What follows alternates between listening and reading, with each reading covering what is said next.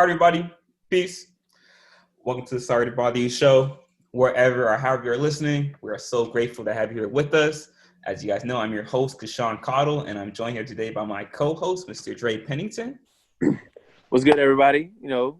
Glad to be here, ready to get the show going. How you feeling, Kashawn? I feel like we got a special guest today. You good? Yeah, he's okay. Yeah, he's a special guest. Guys, we are joined here today by Mr. Akiva Wedge, Mr. All-Time leading rusher at SVU, Mr. Most rush yards in the game, Mr. All-American, Mr. NFL prospect, the one and only Mr. Akiva Wedge. Akiva, how you feeling, man? Feeling great today. Blessed to be here, and just blessed for the opportunity that you gave me to be on this.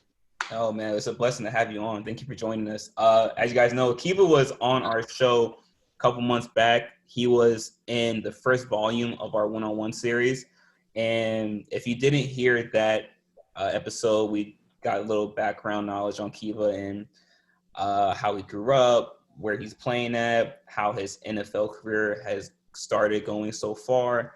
And if you want more information on Akiva, you can go back and listen to that episode. But for today, we're going to get right into it. Akiva, are you ready to talk about some sports with us, man? Of course. That's what I live for. All right, guys, we got a lot in store for the show tonight. We got some boxing. We're talking about the Lomachenko versus Lopez fight. We're going to talk about what's going on with the NFC East because for some reason, all the teams are playing terrible. They look atrocious. We're also going to talk about LeBron and where he stands right now in terms of all-time greats. We're going to talk about some baseball as well. We've got some college football action coming up as well and our NFL picks for the week. And we're going to talk about the issues with Dak in Dallas. So we got a lot in store for you guys today. But with that being said, let's dive right into it. Let's start with some boxing. Akiva, for those of you who don't know, has a little bit of boxing background, slightly, right? Over the weekend, Vasily Lomachenko fought Teofimo Lopez for the lightweight championship. Lomachenko was the aforementioned pound-for-pound best boxer in the world, but he lost by a unanimous decision to Teofimo Lopez, who was an up-and-coming boxer who showed some aggression and was more aggressive than expected during the fight. But Kiva, why don't you start out with what you thought about that fight? Personally, I just think Lopez just boxed a brilliant fight.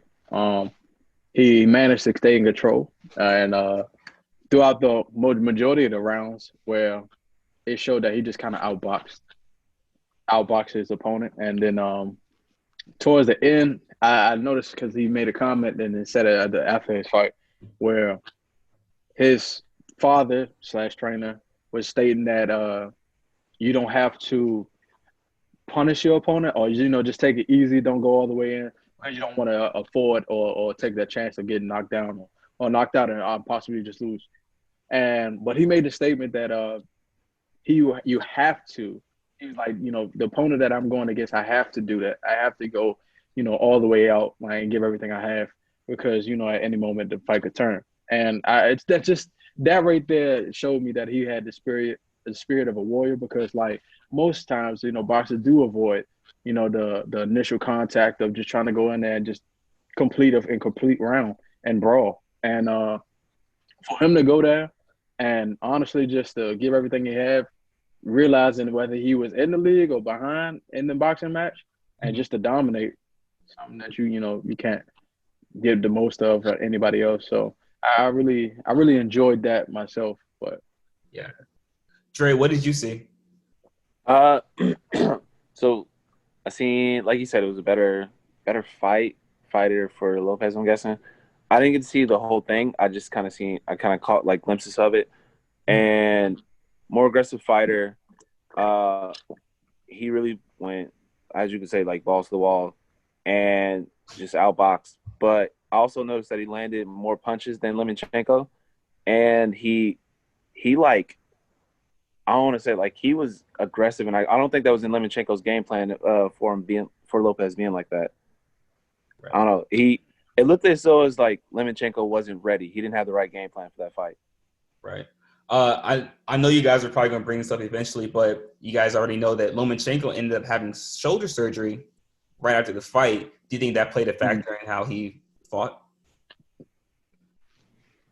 It could, but when you're in the fight, you can't have no type of excuses. Like going into that fight, you understand, your abilities, and at that point, once you step in that ring, you can't use that as like some type of scapegoat.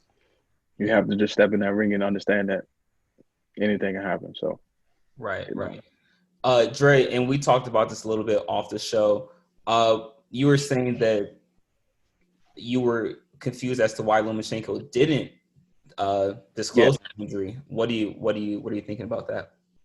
So as we were talking about before, you had said before, if he tells him, then he keeps going, his opponent will keep going to that side and everything like that, and he'll keep going to the shoulder that is hurt, and essentially he has to kind of baby his shoulder and kind of baby that side. Right. And I don't know. It's either, if it's that bad, kind of try to reschedule the fight as quick as possible, or try to get out of the fight. No matter how the public looks at you, get out of the fight. Don't lose. Do anything you can at that point, because it's not worth it. Because now you mess your shoulder up to where you can't even lift your shoulder anymore, you're not boxing anymore, and it's over. It's really over for you. Right. So with Lomachenko losing this fight, this being his first loss, is he still considered, in your guys' opinion, the best pound for pound fighter? Or does someone like Terrence Crawford or Errol Spence, when he fully recovers, do one of those two move up to the best pound for pound boxer? Akiva? Yeah? Oh, you might have him muted. Dre, what do you think? One loss, but this is a big loss because you said it was an up-and-coming boxer. It wasn't like it was somebody who was Lopez was number 2, I'm guessing? Or was this an expected loss to happen is what I'm asking? Nowhere I near. don't think so. Akiva, what do you think about that? It was nowhere near. Everybody estimated that Lopez would get dominated. Yeah. So then that big of a loss, that big of a letdown, huge expectations. I don't know. That kind of drops him out of that number 1 spot, in my opinion, because you can't, like, when you're dominant, you dominate like you beat the people you're supposed to beat, and he didn't hold up his end and beat the person he's supposed to beat, so kind of falls out. Okay. Now, all right, quick question with that. Yeah. Would you say Mike Tyson wouldn't be number 1 because he did lose the Buster Ducks when he was supposed to dominate? He did do that. Yeah. Now, at that time, do you still be like, well, Mike Tyson's not number 1 no more? I mean, he took an L. Respect. He took that L. Respect. It's respectable. Yeah. He found some way to beat him, and he found his weakness. So he can't be number 1. That's true. Respectable. I think he can still be number 1, but I think we just found some chinks in his armor now. Because before this fight happened, everyone was saying that Lomachenko had the potential to be one of the best boxers of all time, because with the track record he had against the fighters he fought, no one could really see a defect in his game. But then again, we never saw a fighter like Lopez be so aggressive with Lomachenko. So I think that could be it as well. I mean, we just saw a chink in his armor. Yeah. Well, I don't know about personally. I want to see a Terrence Crawford Lomachenko fight. Like, Crawford might have to move up, but Lomachenko might have to move down. But that's the fight I really want to see. Either one of them, to be honest with you. Errol Spence got that money. You got Errol against both of them? Errol Spence, the truth, my boy. Errol Spence is arguably even after. So I think Errol Spence is better now than he was before. That's the truth, because I think that experience of almost life and death, give him that opportunity to see a different path and open his eyes, like how much he was doing wrong to what he could have been doing. So it was even spoke on where he used to come into fights where he'll be 70 to 90 pounds over coming in the camp. Overweight? And then burn that by doing different types of exercises and workouts and different types of diets just to get all the way down to the weight that he needed to be to fight, and still wouldn't be in complete shape that probably was expected or needed, but he would still dominate the fight. So, but why would he do that? Why was he going into camp so far overweight?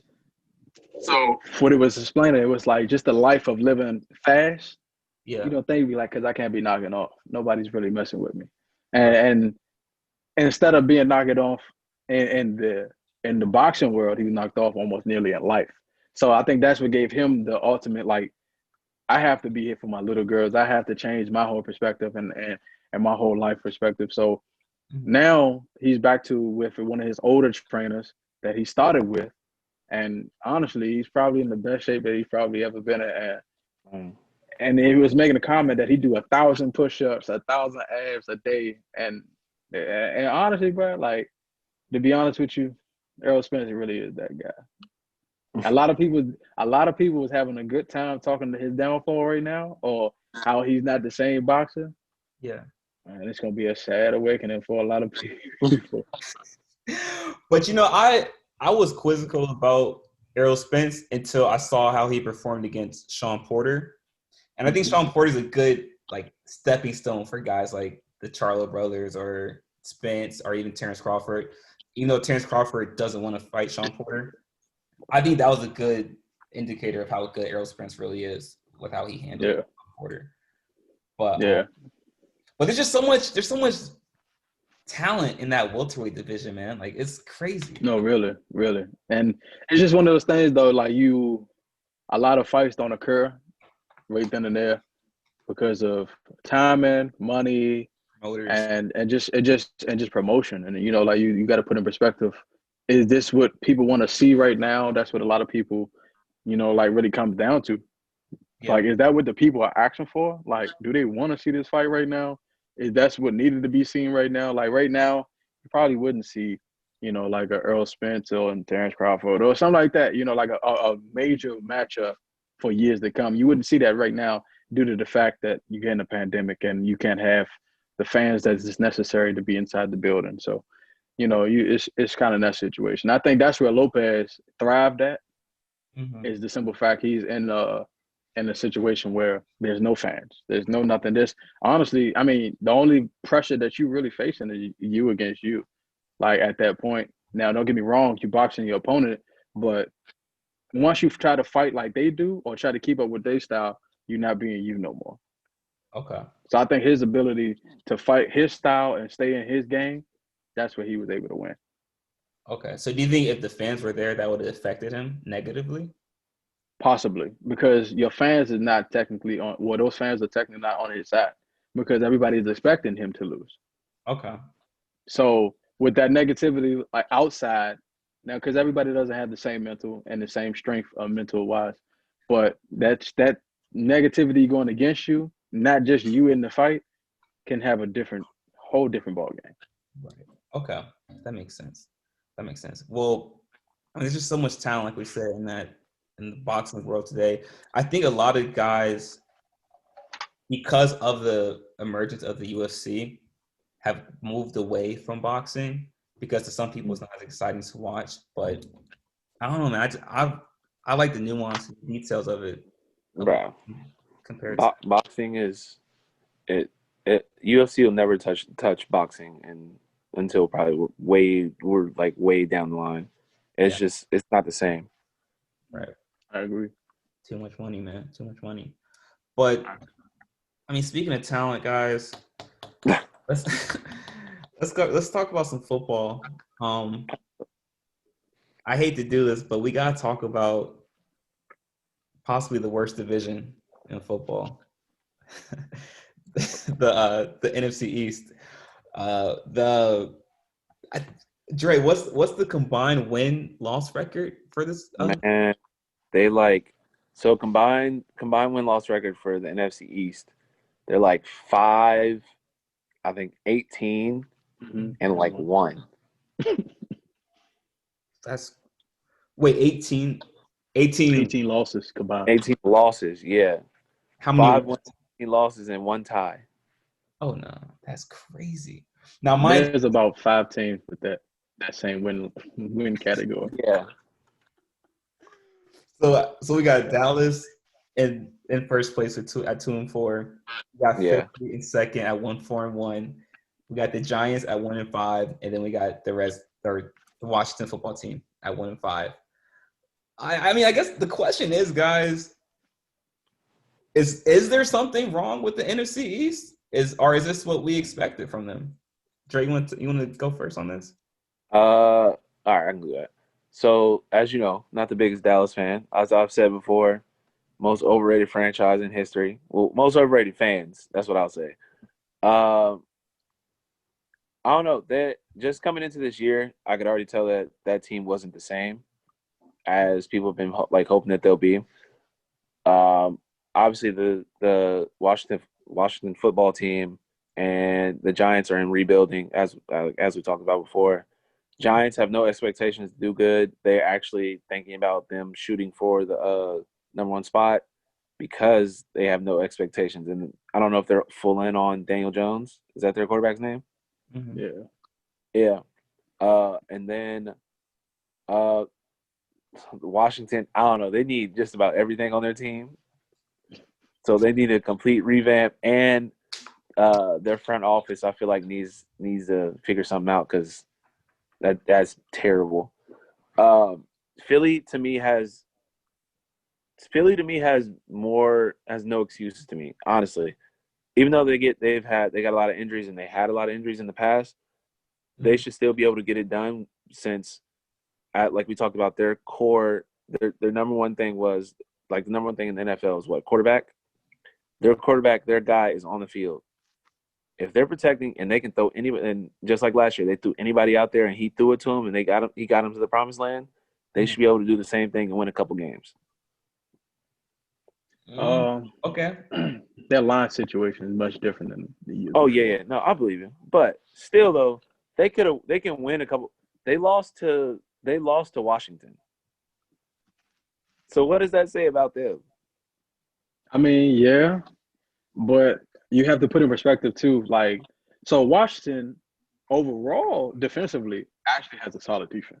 Okay. Or interior, their front line and the linebacker core is actually pretty solid. Defensively, like defensive backs, a little shaky, but they got Landon Collins back there. You know, he is okay when he wants to be. But however, that front seven is arguably top 10 in the NFL when it comes to that. And then when you're going against a weaker line and injured line, you can take full advantage of that. You know, and teams have been doing just that. You know, taking full advantage of the Eagles. And when it comes to the Giants, they just need a new team.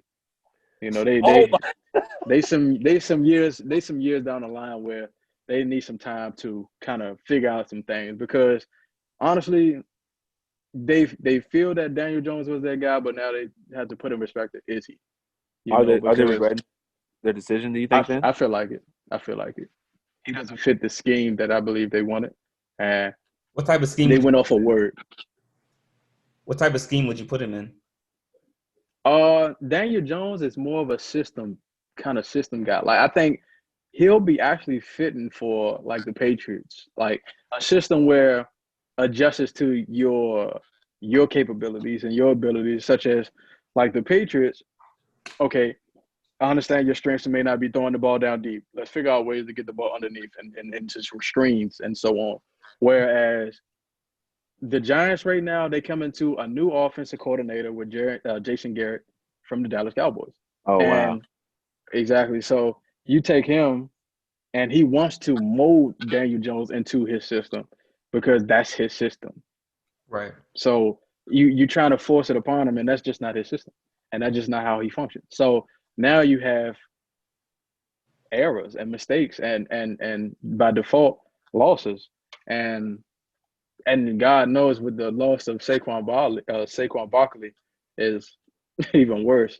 And, it's saddening, because I'd be like, sheesh, I want to get out of that situation, because Saquon is such a talented person and deserves probably more. And with Dallas has arguably the top 5 offense in the league. No, and when healthy. Yeah, like, well, not even healthy. All they need is Dak. No funny. Dak alone. I forgot who they paid all the money for as a receiver. Ezekiel Elliott? Yeah. Amari Cooper. No Amari Cooper? Amari Cooper, so they have enough talent around it that if one worse person to go down, like Amari Cooper and so on, they have enough to fall back on. Like CeeDee Lamb and Michael Gallup, and they have enough players to build on. So, and then even if you do, honestly, like you do lose Ezekiel, yes, that plays a role, but you have a backup in Pollard. That's actually not bad. And they honestly have one of the top 10 linemen in the league. So, or top line, period.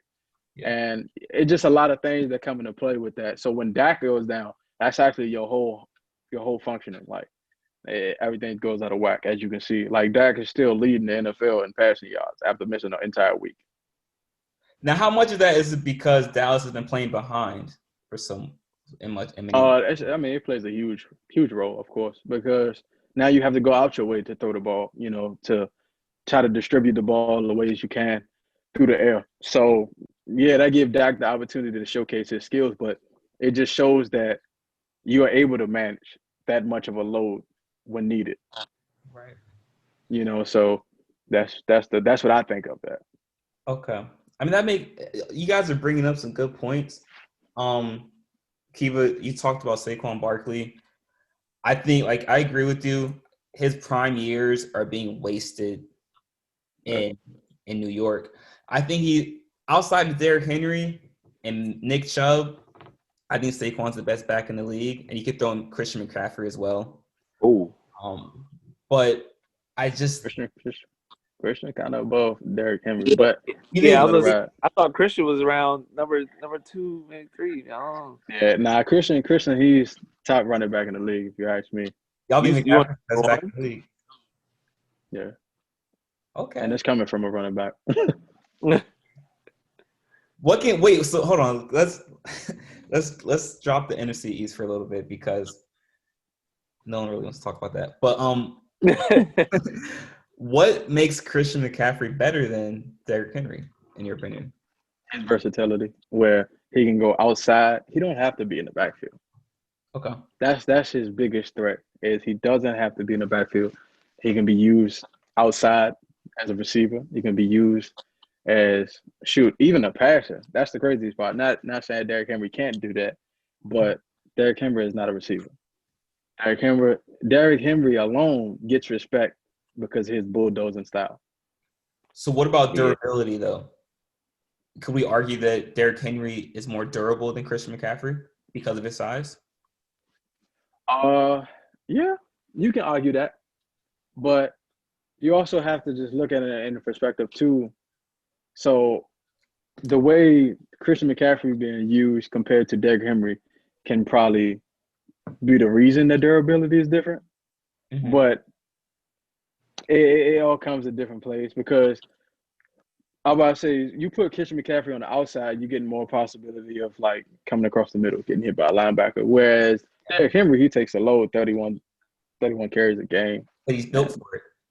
Yeah, he just kind of a different species. Now, don't get me wrong, Christian McCaffrey has definitely put on the size to try to take more of the load. But Derrick Henry has been doing this for some years now, and he's been doing it in college, and it's just natural for him. And honestly, it's different. I just think about his game. Crazy stat for him when he was in high school. He carried the ball. I think it was 40 some times in a game. And one that was 400 some yards. Yeah, I couldn't imagine.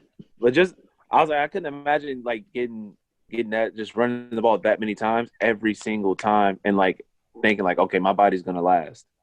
Yeah. I mean, Kiva, as a running back, could you imagine carrying the ball 30 plus times a game consistently throughout the season? I would love to carry the ball 30 plus a game. I would, on my behalf, yes, I would love to, but all realistically, and in all realness, your body does start to wear and tear. That's just part of the game. The more you run, the more hits you take, your legs will feel it. But however, it's one of those situations, it's only how you train. That's what separates the difference. Like, for example, Derrick Henry actually works out right after the game. So, Right. like, yeah, right after the game, no jokes. Like, and it's not like a upper body workout; it's literally a lower body workout. Like, so when you put in perspective, the way you train will result into how you be able to manage the load that you get put into it, and in the game. So, Okay. like those 30 plus carries is probably like his second win. It's like, yeah, I'm actually just getting into it. Like, I'm really starting to get going compared to a guy that's doing the bare minimum and like he getting 20 carries and like, whew, I'm tapping out the game. I need somebody else to come in, and that's where I think the difference comes in. Like, is how you train. Are you training to take that load, or are you training just to be like, okay, I'm here to do my part, Okay. not to be the offense? You So know what I mean?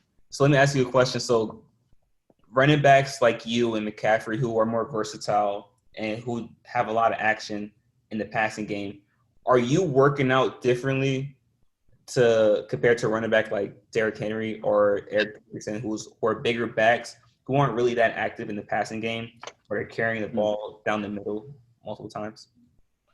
Yeah. Of course, because you want to be open to everything in your game. Like, I think for Derrick Henry aspect is where he trains what he knows is his strength.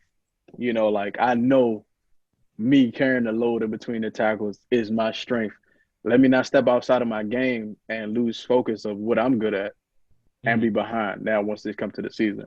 Like, so whereas in myself, I can train by doing some slot workouts and then doing running back workouts because I know I can be used differently in the system. Like, if we go empty, I know I can still be on the field because I'm the slot. I'm capable of doing screens and slants and even goals when needed. So, but Derrick Henry, his forte is I'm gonna run through your face, and like you gonna have to stop me. So why am I changing my resume to try to be something that I'm not? Gotcha. So Okay. I see what you're saying. Speaking of staying true to your game and durability, consistency, and guys that work out multiple times post game, pre game. Um, let's talk about some basketball guys. Talk about LeBron. LeBron, as you guys know, won his fourth ring with the LA Lakers, beating the Miami Heat in 6 games. Um, the question that always gets brought up is, where does LeBron rank amongst the all-time greats? And you start to see a divide with players, coaches from the older generation having a difference of opinion from guys, players, coaches that are considered from our generation, the millennials. Um, I guess the question is, guys, where do you guys see LeBron ranked amongst the all-time greats after him winning his 4th ring? Dre, you want to start with this one? Still same spot for me. Like I said, I still got him. Actually, he might have took that spot from Kareem. I'm not sure. That's a hard one for him. Like I said, to me. I think he'll all time just finishing wise when he's actually done with his career. I think he's gonna finish top 10 or top 5 in every single statistical category. But I think he'll finish with. I don't know if he'll get one more ring because I just don't know when he's gonna be done, which is a scary thing to say because I couldn't imagine a league without LeBron. So to me right now, he's 3. But when he's finished, he'll probably be 1 or 2. So you think at the end of his career he'll end up being the greatest player? I think he'll end up 1 or 2, honestly. Because so if you think about it, it's crazy. He's gonna finish finishing scoring probably number 1. He'll be top 10 in assist if he's not already, if I'm not mistaken. Not top 3 in assists. No, top 10. I said top 10. Yeah. Okay, so top 10 in assists. Rebounding, I'm not sure where he is. If he's up there with that, because it's been a lot of rebounders. Yeah. But just those 2 statistical categories, he's most in points in the playoffs, most assists in not most assists in the playoffs, most points in the playoffs, most wins in the playoffs, most minutes in the playoffs. He'll probably go to the finals maybe 2 more times, I would say. Mhm. I'll probably give him 2 more times. Does he win those 2 times? Never know. Anything can happen. So man, LeBron's resume is gonna be like jam packed to where it's gonna take more than just it's gonna be more than just 1 or 2 sheets to just like fill it. Man, and the fourth ring, 4 rings, 3 different teams. That's tough. 3 different organizations, 3 different sets of like teammates. You're carrying to the finals. Well, not carrying, but taking to the finals. Yeah. That's tough, man. Okay. You said it right, Carrie. Yeah. I want to tackle this subject, guys. So Go ahead. there's a lot of there's a lot of there's a lot of nuance, there's a lot of details in this. So we have to start off by saying that what we've seen from LeBron over the course of these 17 years is something we've never seen before across from any sport. You know, maybe Cal Ripken in baseball, but Maybe impact in baseball is nowhere near as it is in basketball. So we have to give credit for LeBron being the most durable basketball player of all time, and that's due to his diet, his workout regimen, how he takes care of himself. I will say that LeBron is the most detailed basketball player when it comes to his whole offseason workout regimen. He's the most detailed basketball player I've ever seen. So what happens is we always think about Kobe Bryant and Michael Jordan and their extreme work ethic, but you could argue that Kobe worked so hard that he shortened his career by 3 or 4 seasons because he just ran his body to the ground. Now LeBron he's working hard as well, but he's working smart as well. He's investing $1 million into his trainers, into his diet. He's on this like brand new workout regimen, like calisthenics and plyometrics. It's stuff that's never been seen before. Now I'll give him credit for that, but we also have to take into account that LeBron has fallen short in big moments, i.e., 2011 against the Dallas Mavericks. Now we have to say that he came up short in those last 4 games, and also 2009 against Orlando came up short. 2007 against the Spurs. Now he didn't win a game. He wasn't expected to. He was still young, but still, I think if you get to the finals, you have to win 1 game at least. And 2014 against the Spurs, he lost in 5 games. We've seen so many times where LeBron has fallen short, but I don't want to have that factor right there take away from the fact that he's gotten to the final so many times. Because 2 things can be right at the same time. He can fall short, but he can also be consistent in winning. 2 things can be right at the same time. But also, I think with the fact, with him losing so many times, I think that has to play a factor in where he ranks. Now, as you guys know, LeBron, before this season started, was not in my top 5. But I think I believe with him winning the championship, he moves up to number 4, in my opinion. So I still have MJ, I still have Kareem, I still have Bill Russell. But right behind him is now LeBron James. Now, I will say this. If LeBron wins 1 more ring, LeBron moves into my top 2. He's the second best player of all time. I think he needs 1 more ring, in my opinion. But that's just me. Kiva, what do you think? So, with that being said, you don't think Kobe's not even respectively in the top 5? Kobe is my 11th ranked player of all time. Yeah, but I know it was baffling to me, but it's okay. But Kobe, in my opinion, is the most skilled player of all time. In my opinion, Kobe's the most skilled player I've ever seen play. LeBron is number 1. Hey, yo, I just talked for like 7 minutes, and Kiva just gives that great response right LeBron there.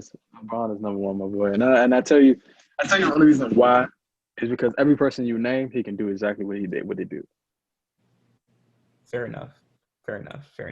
And I feel like if it came down and you put LeBron in each of those eras, he can do everything that they did too. Okay. I truly, honestly feel that way. Hold on, but then you could say that probably with. I feel like you could say that with Jordan. You could put him in any era and he'll be fine. Kareem would be cool too. Being honest, okay, Kareem averaged what, about 30 a game. In his best prime years, he was averaging 30 a game. So off that, you put him in this era. It's not like he's not gonna get foul calls. He's gonna be athletic. They're gonna put him through the same regimen as they did like other people now. So he's gonna be even more nice. And he's gonna be spotting up at the three hitting jumpers. He ain't gonna be Carl Anthony Towns shooting them, but he's gonna shoot it at just enough clip to get you a bucket to make people play honest. And then he's gonna get them down the post and just go to work. I never thought of it like that. All right. But Yeah. LeBron's still number one. Still hold my position. Listen, You LeBron have Kobe at 11, bro. Come on. is 11, but Kobe, like I said, is the most skilled player I've ever seen. But I think I've seen LeBron come short too many times to put him above Jordan. It's in my opinion. But if he wins another ring, he's in my top 2. Second best player of all time. But look how many times he's been there. Right, which is why he's so high right now. So just because you get there and you fell short doesn't mean that you're not a winner. But I mean, at what point does getting there? When was getting there enough? You know what I mean? When was that good enough? But when was getting there just supposed to be the normal? And that's the norm because of the expectations we have of LeBron. So right, you heard what you said. The expectation you have of that man. You have that high of an expectation. That man has to be number one. My expectations of him is because he's number 4. I expect him to be one of the best of all time. But because he's come up short, that's why I have him where he is. So you want that man to be 10-0. Fact, low key. Like, come on. I'm not gonna say that. I'm not gonna say he needs to be perfect, but I will say this. I wouldn't be as critical of LeBron if I didn't think so highly of him. Does that make sense? Yeah, that makes total sense. But it's still, you have to put a line between greatness and just, okay, this is just normal. And 10 finals is not normal, let alone going 8 straight. Oh no, it's not. That's one of the most impressive things I've ever seen any athlete do across all sports. Exactly. I mean, we gotta win. We gotta do something when we get there. So when Jordan wasn't winning in the first round, then what? Are we really gonna bring that narrative up that Jordan did the first round? That's the worst narrative. Come on now. Everybody knows that. Okay, but I'm saying, all right. So I'm gonna put it like this. After we're talking about after he got to the finals. Just like LeBron, after LeBron got to the finals, he figured out the formula and how to get to it. He ain't stopped going. Other than probably an injury year, and what? That's the only thing I think of was an injury year. So he hasn't stopped. But I'm saying, like, so when Jordan figured out how to go to the finals, did he not go? What year did he not go other than the years he retired? Win every year. True. So I'm saying it would have been the norm. It's the norm. The norm for that Bulls team was it's finals or bust every year. The norm for the Lakers when they had Kobe and Shaq is finals or bust every year. The norm for Kobe was it's finals or bust every year. So it's not when you get that title of Mount Rushmore greatest player ever, you got it's finals or bust for you every year. Or it's championship or bust. You can't just like if we gonna hold greatness, we like you said, like we want greatness. He's great. He's the greatest. He's the king. We hold him to the same standard as other people we figured is great. And to me, he's to me, I think he's done everything he can. Other than a couple finals, that 2011 finals, I'll be like, all right, he fell short. Mm-hmm. The 2007 finals, they had no real chance. Should have won a game, but he didn't want to go out like AI did, and AI put up a 50 piece to get his game. You know, real greatness right there, real dog. and then what was it? Like you said, the 14 finals. I don't know. That was one where I could say he truly lost that. They truly lost. They were completely outgunned, outcoached, outmatched. And that was probably one of the biggest finals margin histories, like lost histories, because it was none of those games were necessarily close. Yeah, that's very true. And then the finals against the Warriors, the Kyrie Love being hurt. Mm-hmm. Hey man, you play who's in front of you. That's what we always talk about. That can't be mad about that. Good point. The finals when the Warriors had KD, probably one of the best teams ever assembled. But at the same time, you got there, win me some games. Hey, win a couple games. That's all we gonna ask for. Win a couple games. Well, actually, he would have had a game. Oh, you gonna blame JR for that? I mean, come on. I mean, we all seen it though. He would have had a game. He knew he would have had a game. But okay, so we forgot the time. My question is, at that point, man, this is where Krishan, we've talked about this, and we're like, somebody explained it to me, and I can see why it's critical. And those moments of when he passes it to a person who shouldn't, first of all, they don't even have the contract to shoot that shot. Why are you passing it to George Hill right there, or why are you passing it to Danny Green or to Ruby Gibson? My fault.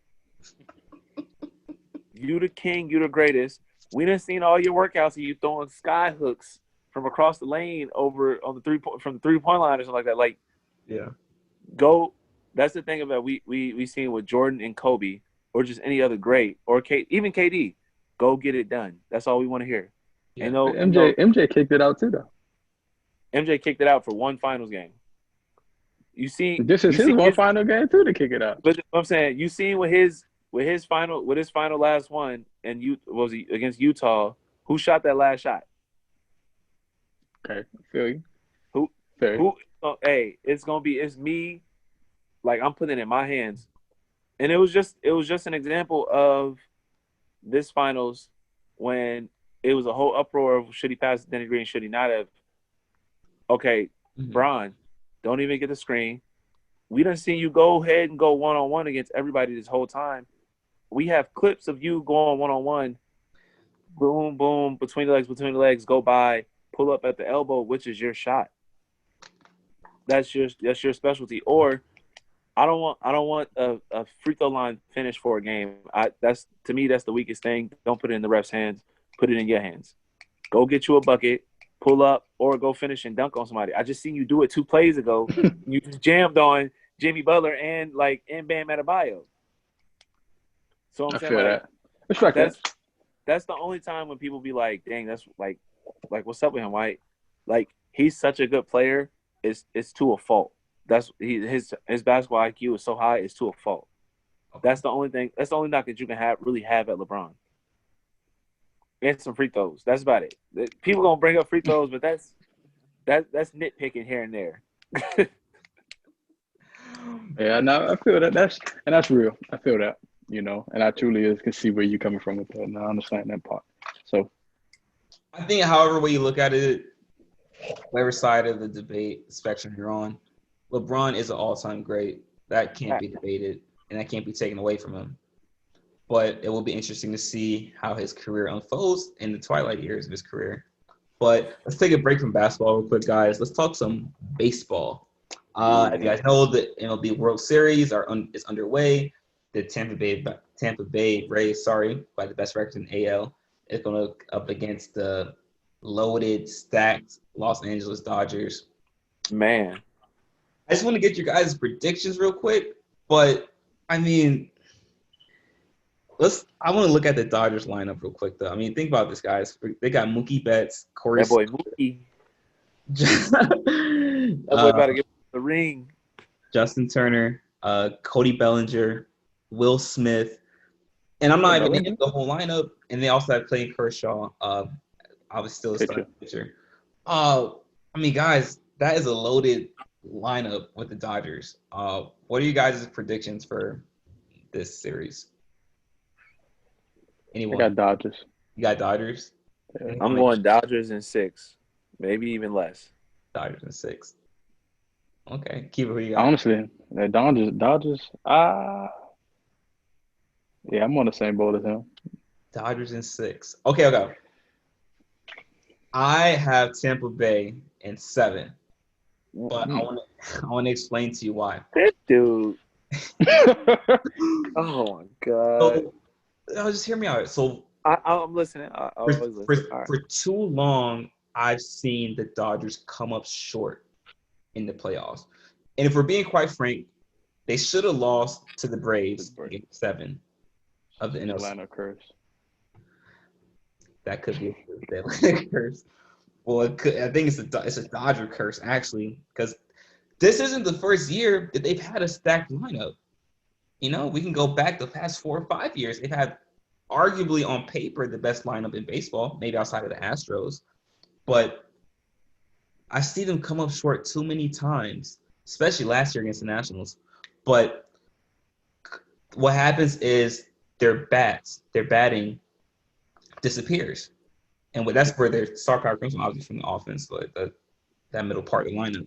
And I think with them going up against arguably the team that had the best bullpen in baseball in Tampa Bay, I think that is going to play a factor. I think that the rookie out of Tampa Bay, what's his name? Arozarena. Mm-hmm. He's playing at an MVP caliber level. Him with Manuel Margot, with Blake Shell and Brian Thompson, starting pitchers. I see Tampa Bay pulling off the upset. I think they're on a streak right now. They knocked off the other best team, the second best team in MLB with the Houston Astros. I see them continuing this role and winning the series in 7, man.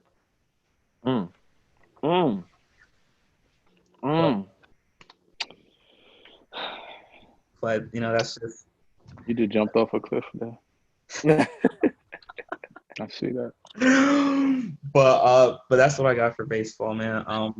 Let's talk about some college football real quick. We have a great running back right here, so I figured we might as well get a college football game in.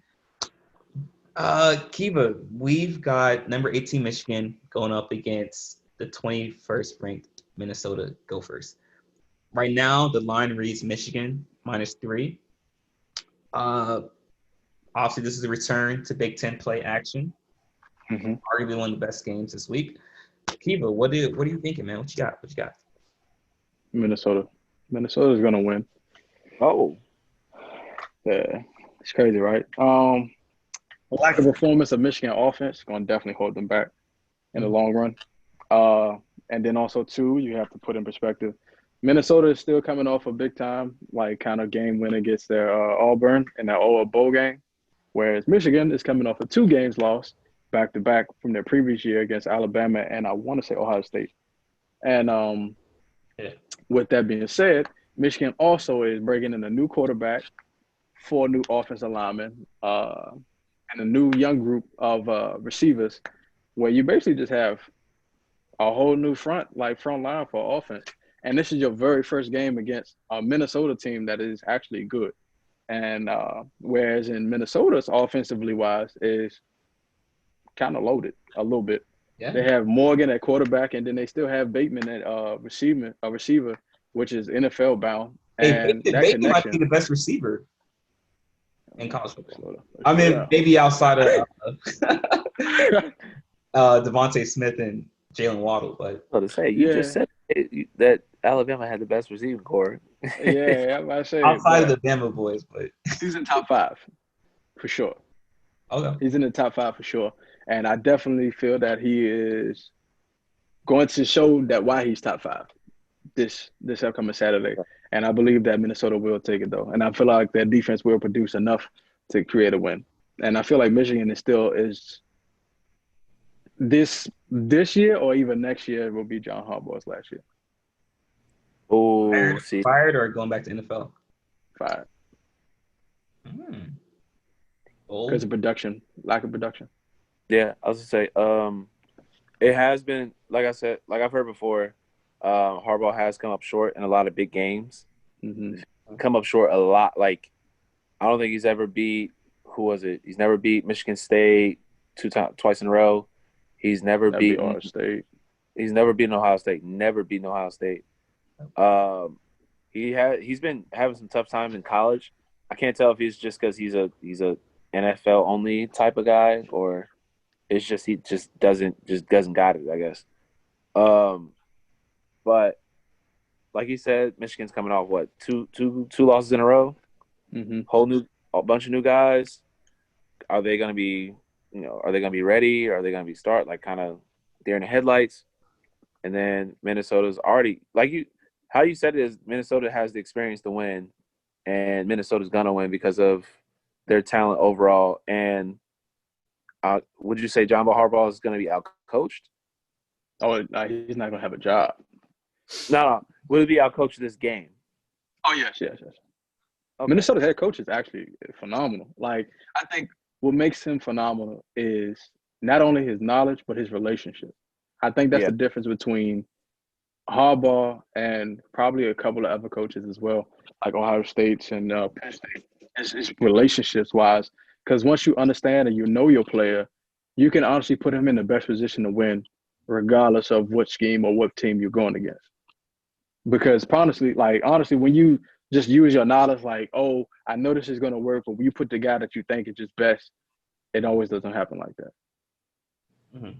So you utilize your players by relationship, by knowing that I know that you're good enough and I trust you, and I've seen this, and I know for a fact that you're going to win in this scheme, which is going to build that relationship, and that put trust in it, because now the player not only building trust, you building trust, because the player look at it, well, wow, coach is actually trying to work with me and trying to make the most. So they're going to try to go 10 times harder for you, and I feel like that's what's going on with Minnesota.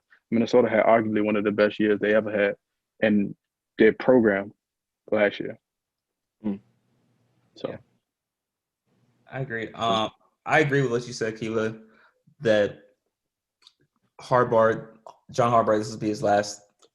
These last 2 years are going to be his last 2 years. Unless he makes some type of remarkable run and just go undefeated. I don't see that happening though with the big. Yeah, nah. Right now. I also have Minnesota winning this game by a score of 24-17. Like you said, a lot of new players on the offensive line and all the offense in general at Michigan. But Minnesota is bringing back that dynamic duo of Morgan and Bateman. But also, Minnesota has a good interior as well. They've got a good D-line. I think that's going to cause disruption for Michigan. I just don't see the Michigan offense getting going. That's been the problem, though, since Harbaugh has been there. Has been the offense. In my opinion, the defense has been stout. It's been excellent, but that's what they're known for.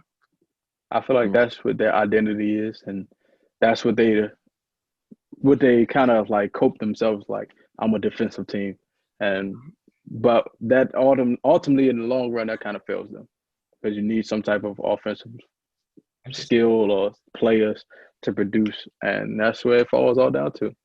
And then it's going to be sloppy. I feel like it's going to be a sloppy performance, just a simple fact, because this is their first game, and they're not playing in the regular timing that, football usually is played in. So not only are you going to be out there trying to perform, but you also going to have to try to gel with your teammates in a live game and against other players that have no clue who you are, that's actually trying to take your head off and, trying to do their job. So I feel like it's going to be a tough time trying to adjust. So, right. Let me get a score from you guys. What's the score you guys got for the game? Oh man, he just said it's gonna be sloppy. So I'm thinking it. What? Probably it's gonna be something crazy like 17-14. 17-14. 24-10. 24-10. Oh, you don't see close at all. Okay, damn. Well, if you're not gonna score, the other team is. That's true. Okay. All right, so we're all kind of on the same page. All right, let's go to some NFL. Let's talk some NFL predictions real quick, guys. Pittsburgh, Tennessee. Pick 'em game at the moment. Dre, why don't you start us out? Pittsburgh, Tennessee. Battle of undefeated, I think. Yep. Yeah. Oh man. Had Tannehill's been what? Tannehill 13 touchdowns, 2 interceptions. Yep. So I don't know, man. But I would never ever go against Big Ben again because last time I did that, it didn't work out for me. I don't know why. The last time I seen him, last time I like sat down and watched him, he looked very out of shape and kind of slow and very little sloppy. But it seems like this year he's got it on page. He knows what he's doing. He knows his team now. I'm gonna go Pitt. I'm gonna go Pittsburgh. Pittsburgh. You got a score? Yeah. What was their pass score? I mean, 38-7. You said it was what? 38-7 last week. Crazy. Yeah, they blew out. Yeah, I'm gonna go 30-20 probably. Because I don't think Tannehill's gonna throw something crazy like that this game, and I think Pittsburgh's just gonna load the box on Derrick Henry. So it's nothing but running for Tennessee. So I think Pitt gets enough stops and they'll be fine. Okay, 30-20. Kiva, what you got? Oh man, we got a lead offense versus elite defense, where Tennessee they categorize in top 5 in everything besides passing, which is 11th, and Pittsburgh defense is top 5 in everything besides passing, which is 8th. Yeah. So honestly, I think it's going to come down to passing. Like, I think personally, if they can find a way to stop Derrick Henry, they win the game, ultimately. But I don't think it's going to be a high-scoring game at all. Because although Tennessee I have allowed some points, some high numbers against like Houston and so on, like this past week, I feel like it's going to be ultimately like a 21-14, something kind of like a regular score. And worst case scenario, it could be even 17-14. But I think the game is going to have to be won through Big Ben, because I think Tennessee's defensive line and front seven is strong enough to stop James Conner. And but however, I feel like Ryan Tannehill will make some plays, will make like ultimately some type of impact to the game, because there's so much focus on Derrick Henry where you're leaving holes and gaps for Ryan Tannehill to make plays ultimately, because he's not having a bad year at all. He's actually controlling his situation perfectly. Like, he's playing perfect football for his role. Like, it's well known that this is Derrick Henry's offense. Do your job. That's all we can ask for, and he's doing that perfectly. He can't ask for more. So I personally see him actually having a fantasy game where it's going to be like, oh snap, like, who is this? But in the long run, I feel like Pittsburgh is still going to overcome, long as they can contain Derrick Henry, because their front seven, the defense in general is strong. However, they just had a huge loss with Devin Bush, which could shake some things up, because you have somebody that's a little bit new in the middle. But if the team can come together and play like I know they can, they'll be perfectly fine. Because what I seen last week is beautiful. Let me ask you this: Is Ryan Tannehill a legitimate MVP candidate? No. I'll say no. That's the crazy thing. I've heard that. I've looked at that and I've heard that same thing. They said he might be an MVP candidate. Yeah, I mean, it's been talks, but you have to look. No Derrick Henry, no Ryan Tannehill for real. Because Derrick Henry is the reason Ryan Tannehill is producing. Okay. You have to focus on, well, dang, I got to stop the run. Like, there's no way I can say, Derrick Henry, you run wild, and we're going to just focus on this passing game. that ain't going to happen. So if you take away Derrick Henry and you put like a Devin Freeman, nothing against him, or just a unknown back really back there, it's no success. They wouldn't even be 5-0 right now. Or 6-0. All right, so let me ask you guys another question as well. Then we'll move on. Is Pittsburgh better than Baltimore right now? Ooh, I don't know about that one. Yes. Yeah. Why yes, Kiva? Why yes? I feel like their run game is not totally in sync like it was last year. As you can see, they're putting up points, but they're putting up points like as in through the air, which Pittsburgh ultimately can control that with that radar like Minka range and going back and forth. You have guys in the back and the secondary to be able to make those plays. That secondary might be better than the D line or the interior in Pittsburgh. Nah. You don't think so? Nah. That interior is second in the NFL to when they come to that run game. And they have the most sacks in the NFL right now. Most sacks in the NFL?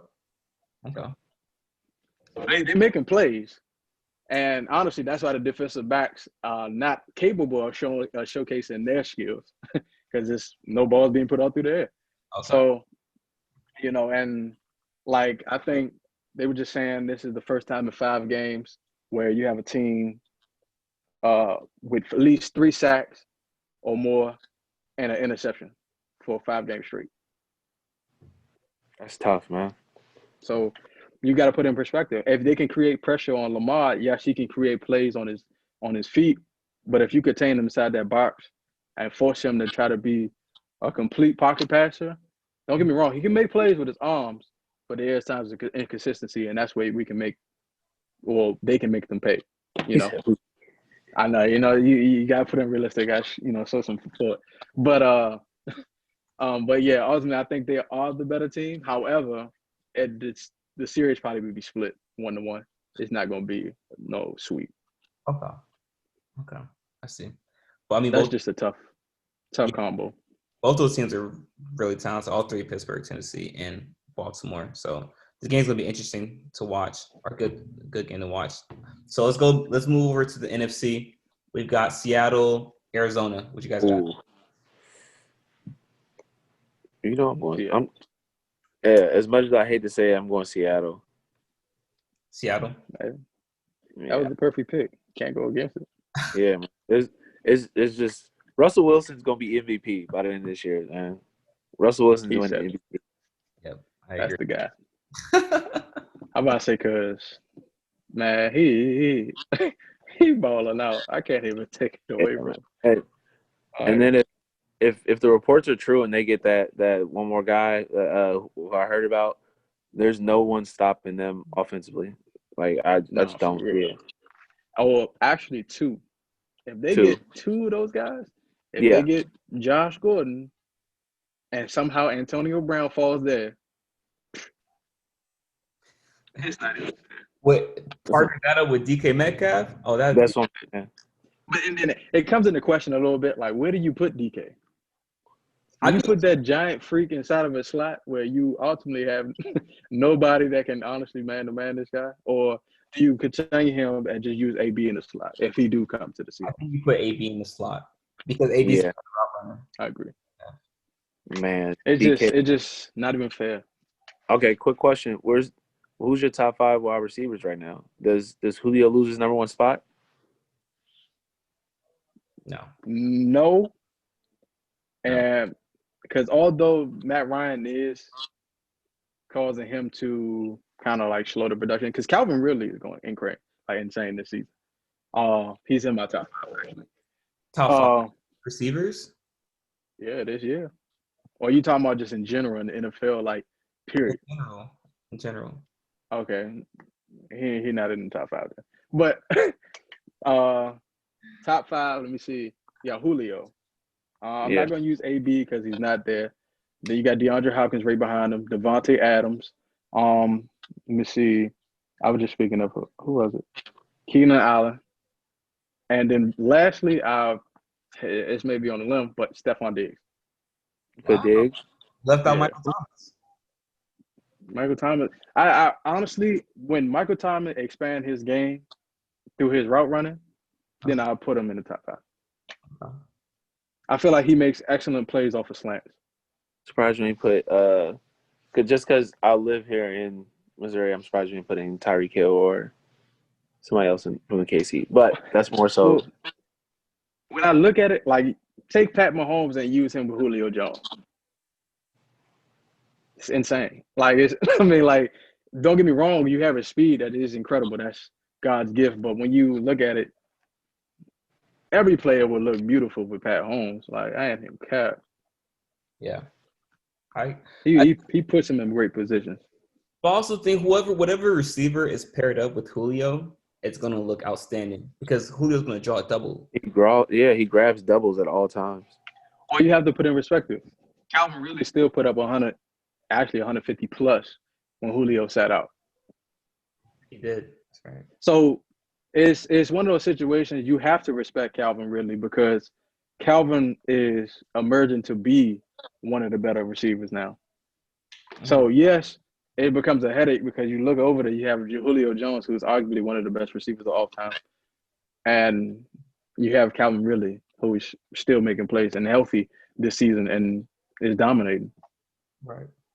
So it's like a juggling game because you really don't want to be like, oh, just leave Julio over 101, and then you look over and you're like, well, now what? He's bagging everybody. You double Julio. Now you got Calvin making plays. Right. Yeah. So that's fair. What is wrong with Atlanta? Oh my God. personally, it's their defense. I agree. I was about to say that, Kiva. Go ahead. It's the defense. Yeah, I'm about to say because they have the talent, and I feel like they just have lack of chemistry and like a lack of chemistry and like their gel like to come together. Because personally, that grit is not there. Like to finish games or even come back when it's a close game, they just don't have it. They don't have that it factor. They have the players, but just don't have the determination to be like, I'm better than them. I'm gonna put my will on them and win this game. They don't have that. Because there's no way that the Cowboys should have came back and won. There's no way that the Bears should have came back and won. Like they should be 4-2 roughly right now. Yeah. So what's wrong with them is it's a mental thing. All right. Yeah. I think it's a cultural thing too. Yeah. I think a little bit like you have players that's in their own way. Yeah. Of wanting to be the face rather than the team. Right. You don't really see that more in the NBA though. You don't necessarily see that too often. Not in the NFL. Yeah. I mean, but it depends on what team you are. Like if your team is not having success, some people just arguably value their personal success more than let's try to help the team get a few dubs. Yeah. Like we 2-14. We ain't doing nothing. Let me go ahead and get these stats up. That's how some players may look at it. Yeah. Not saying publicly, but yeah. In the back, you're saying that. I agree. What's the score? I didn't get a score from you guys. Let me get a score. Seattle, Arizona. You got this one first. I'm gonna go off you. I got 31-14. Seattle. You said you got what? 31-15. 15? Yeah. Or 14, sorry. Okay, I got 31-14 too. Yeah. I don't see it literally. Yeah. You don't see I mean, don't get me wrong. all. Arizona is definitely emerging to be a good team, but this not against this team. 24. Yeah. 24-13 then. I'll go that. Okay. All right, real quick, guys. Let's do one quick prediction for this last game. It's the Monday night game, Chicago and the Rams. Right now, LA has a spread of -6. But real quick, guys, what's your guys' prediction? Chicago's been winning games. I don't know. Me personally, I don't know how. I just first of all, their defense is amazing. I'm guessing that is at the front. Yeah. I mean, really, their defense overall is amazing. I'll say. I think that pickup for the DN. What's the DN's name again? Khalil Mack. Yeah, the pickup for Khalil Mack was ultimately a whole franchise changer for them because they were dead in the dirt and now they're looking pretty tough as a unit. Nick Foles is there, not Mitchell Trubisky anymore. So I don't know. I might go against that and have Chicago win that game against LA. Okay. Kiva, what you got? Score.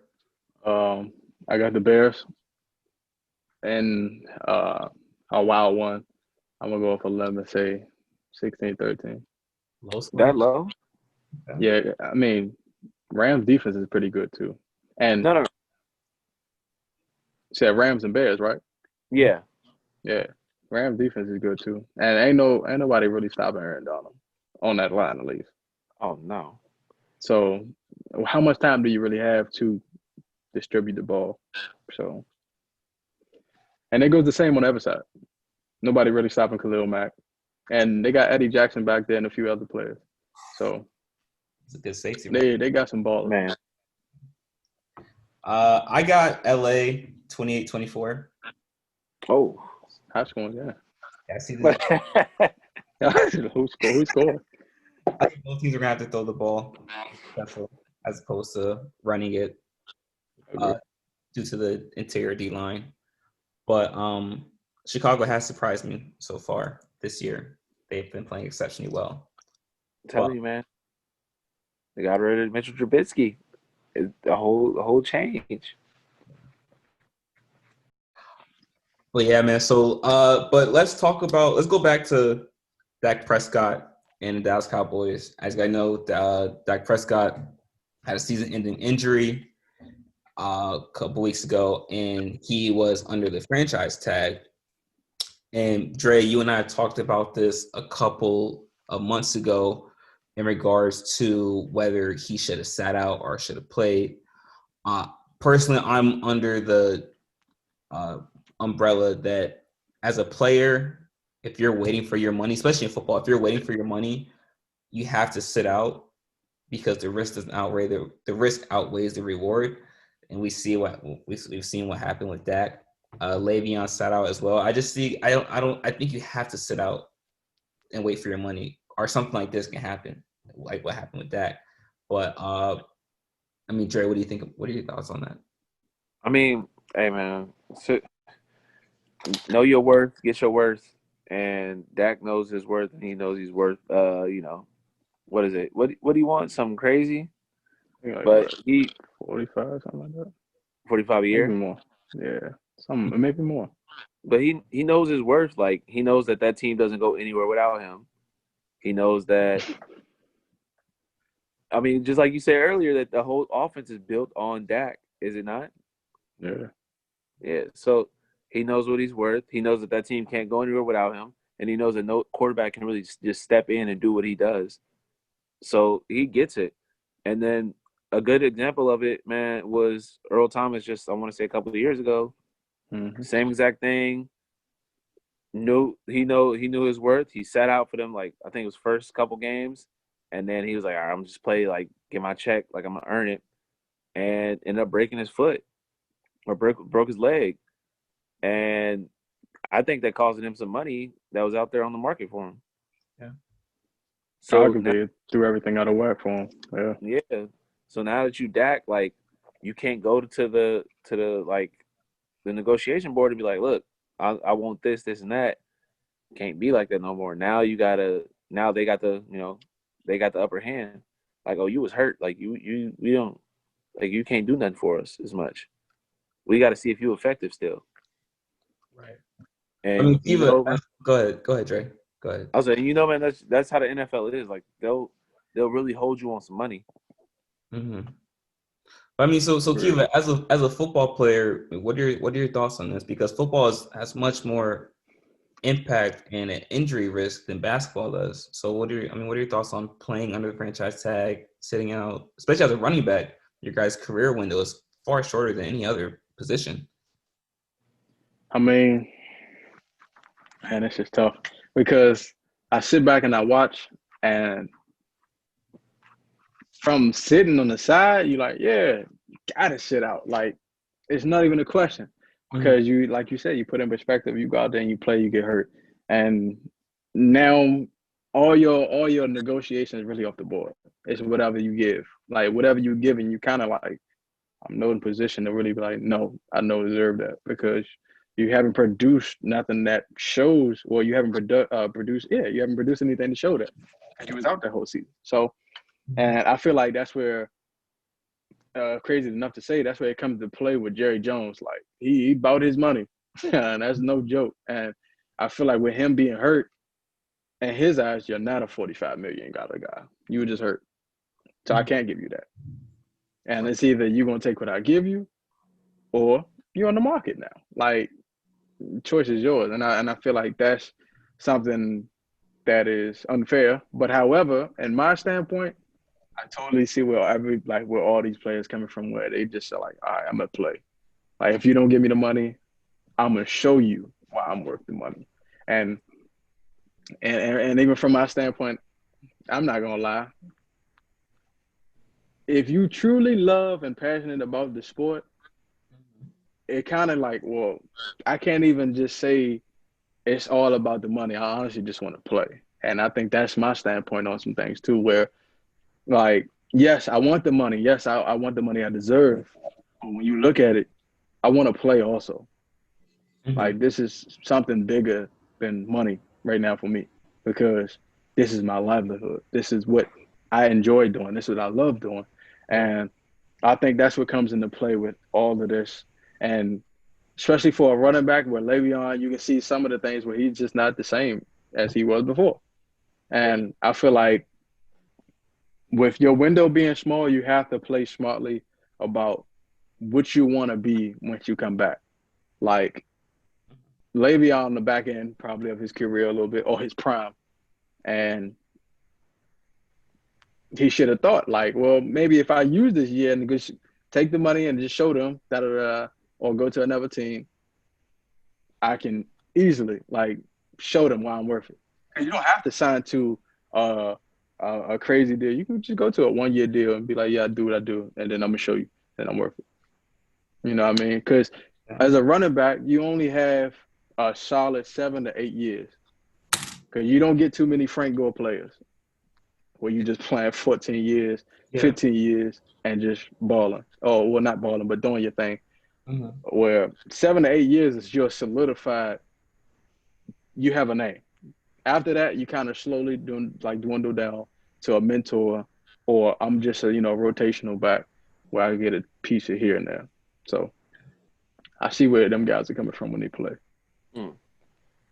But wouldn't playing under 1-year deals, that's essentially like just like playing under the tag though, right? I mean, yeah. I mean, but it's just you got to look at the scenario or the team that you're playing for. If you play for that 1-year deal with another team, that might be worth it because you can figure that, okay, I did this, I may be getting the money with them. Whereas you say you stay with the Jets, God, Lord, please don't. But you stay with the Jets on a franchise tag, you like, well, dang, like, they're not going to give me the money regardless, and I know that.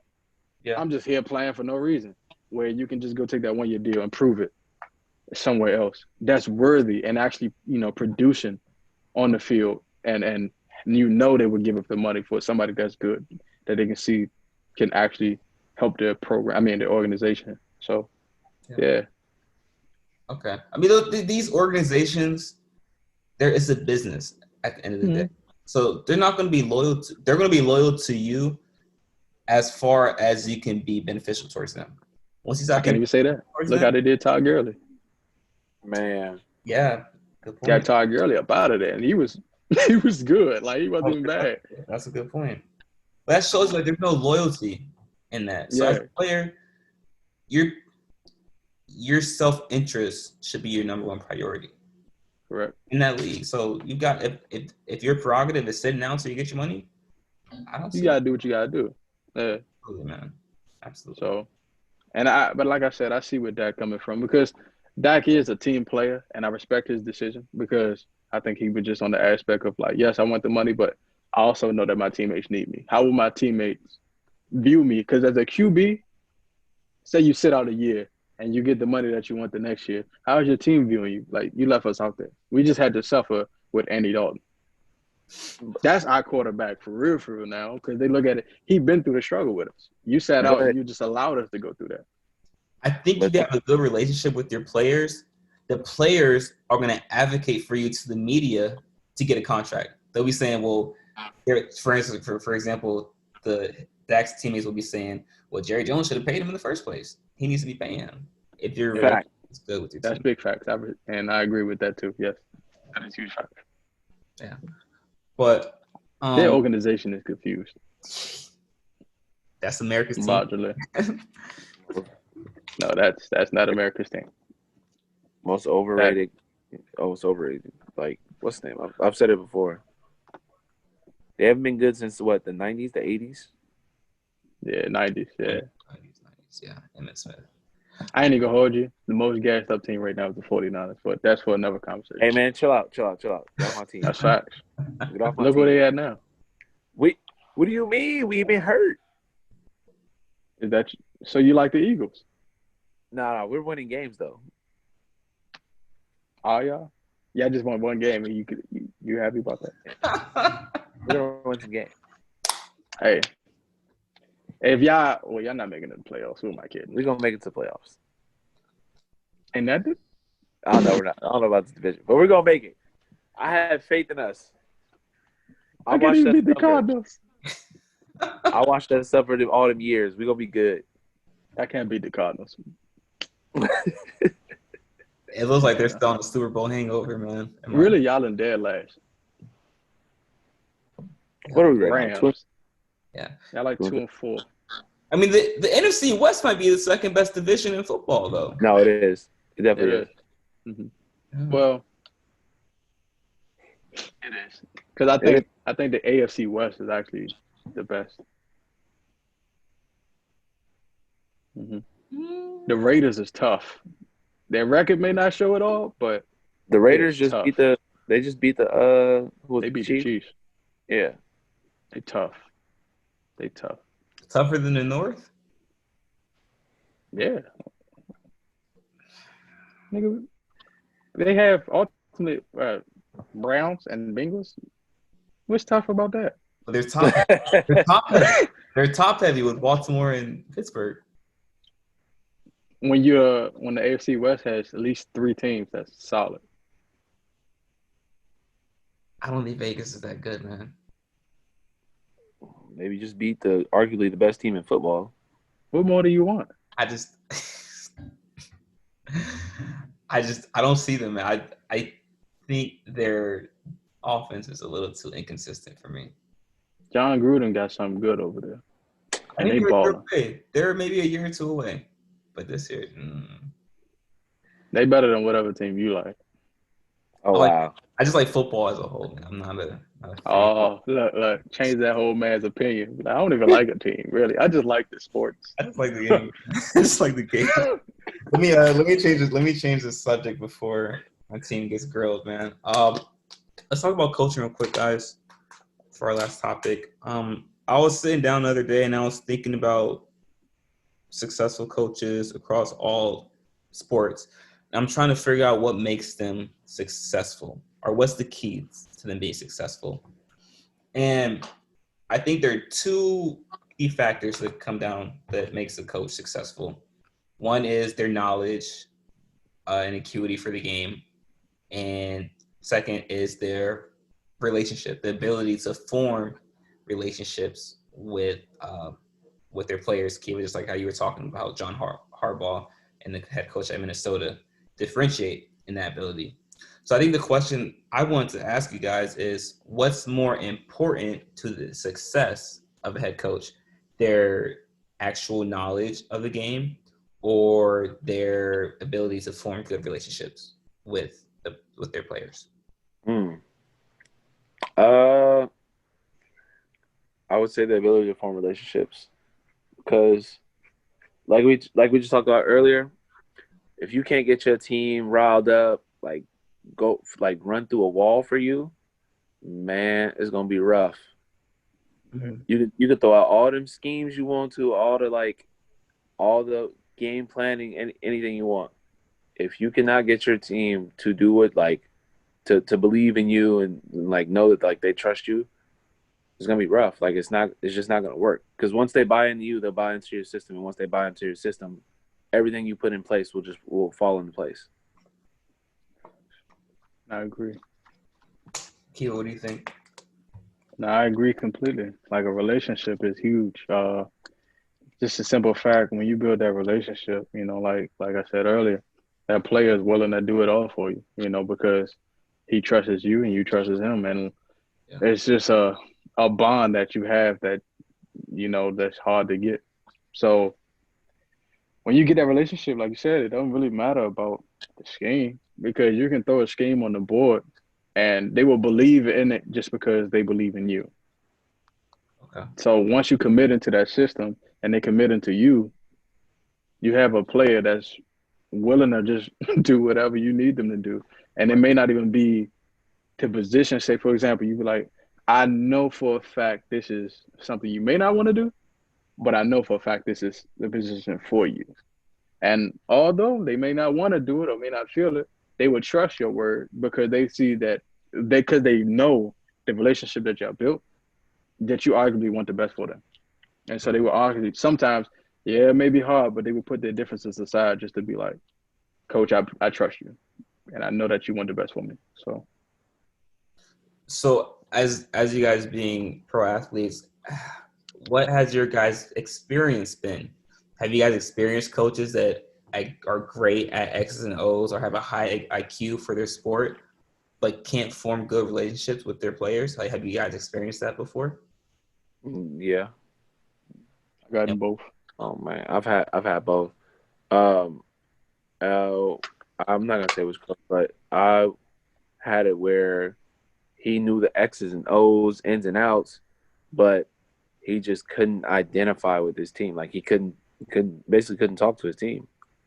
Like just about everyday stuff, he just couldn't talk to him, and he never really formed a good relationship with us.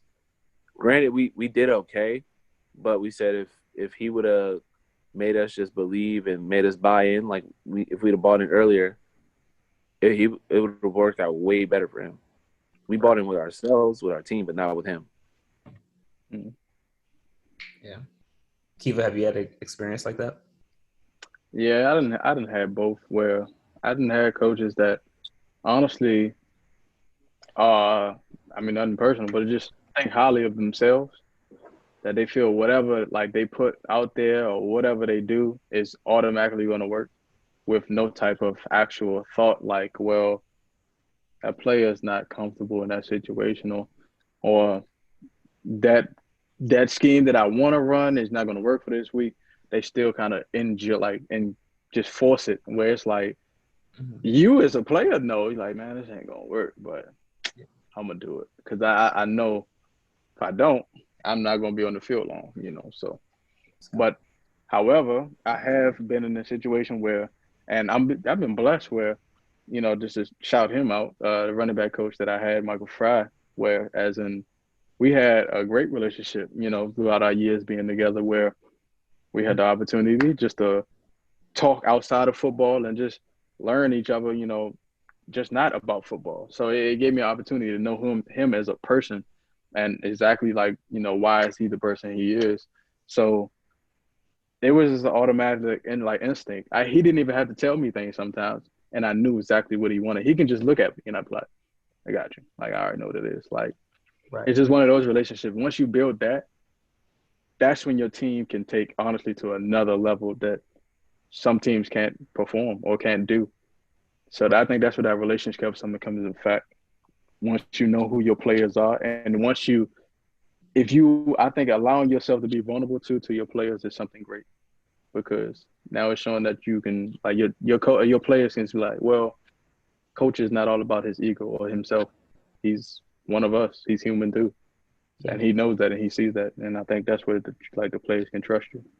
Yeah. Because you have emotions. I agree. I think that concept transcends sports as well. I think if you know someone or if you're in a relationship with somebody and you know that they can be transparent and show humility towards you, that causes you to form a stronger bond with that person and cause you to give more energy and be more transparent yourself and do more for that individual. And I think that correlates to sports as well in life. As a coach, if you can show a player that you're invested in their relationship you have with them, you can maximize the potential for that player because, like you guys said, they run through a brick wall. They're going to run through a big brick wall for you, and they'll do whatever it takes. They'll play harder for you. They'll be more focused and tuned to the X's and O's that you're showing them. I think you can far more maximize that potential as opposed to just being knowledgeable about the game.